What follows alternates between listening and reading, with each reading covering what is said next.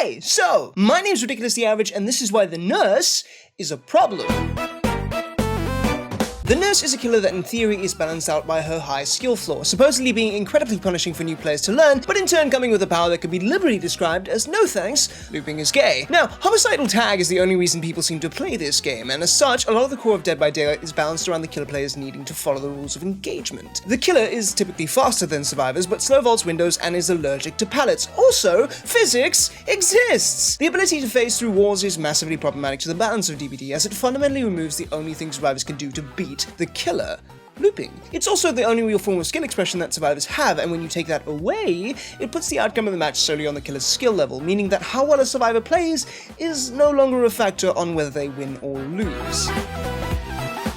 This is the problem with trying to balance on a skill curve. By its nature, things stop being balanced once people master the character. Sure, if you play against a mediocre nurse, you can absolutely outplay her, but only because she's making mistakes. The moment you meet a competent killer who hasn't seen grass, the sun, or any human outside of the Grubhub driver in several weeks, you don't get to play DBD anymore. Your skill as a survivor stops mattering. Behavior, for the most part, seems to think that this is okay, due to the fact that the nurse has the lowest kill rate in the game. And as long as there are just as many underperforming nurses as there are crackheads, the data balances out, meaning that the nurse, overall, is a balanced killer. This is bullshit.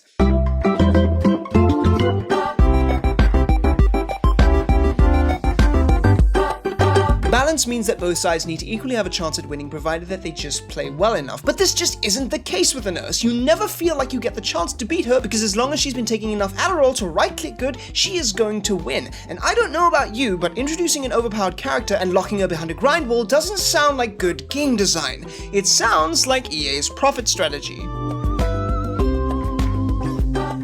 The problem with the nurse isn't just a broken power, it's a broken design philosophy. The idea that in DBD it's okay being broken because you have to spend time getting good, or you have to grind blood webs to get that overpowered add-on. But making me spend 5,000 blood points for a personal fuck you button or an axe that hits like cancel culture is bullshit. It doesn't matter that it takes me a while grinding to get there, what matters is that I can bring them into my games and make it my personal mission to ruin 4 people's mental health. Dead by Daylight isn't a competitive game, and behavior balances it accordingly by making the assumption that you're not going to go up against a Tombstone Myers or 4 Ranger medkits every single game. But the thing is, you could. The only real way to fix this is by balancing every add-on or item as though it could be in every match being used by every killer or survivor, and balancing all killers as though they were being played by the best player against the best possible survivors.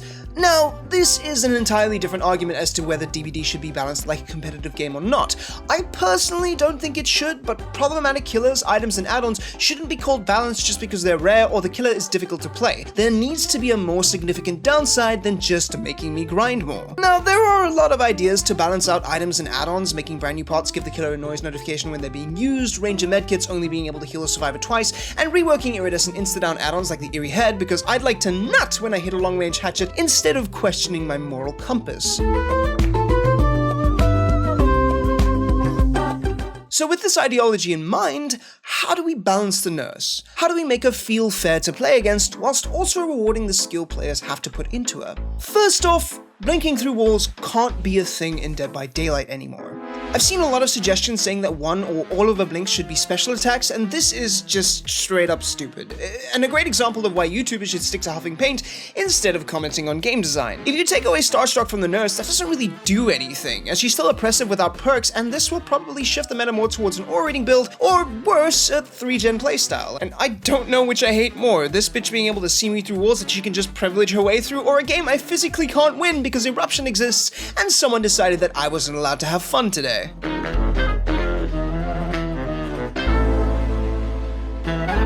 So yeah, give her back her 3rd or maybe even a 4th blink, bump her movement speed to 4.1, still allow her to blink anywhere she has line of sight, including through windows and pallets, but make it so that she can't blink through solid walls.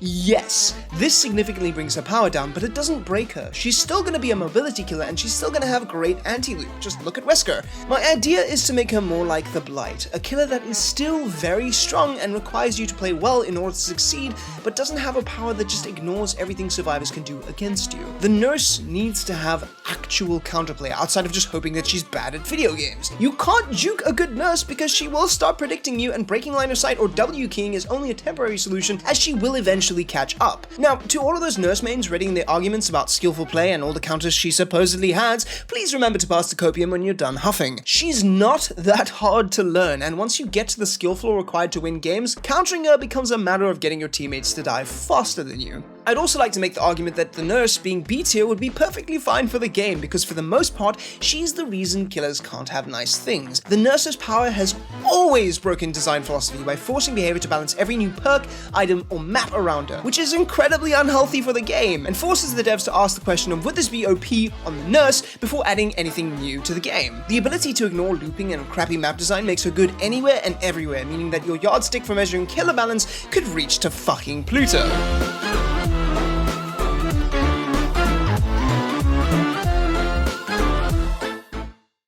I do love playing the nurse. Her power is incredibly fun and satisfying, and it feels super rewarding to actually hit that skill floor and start doing well. But she just has too much of an impact on killer balance to be at the power level she is now.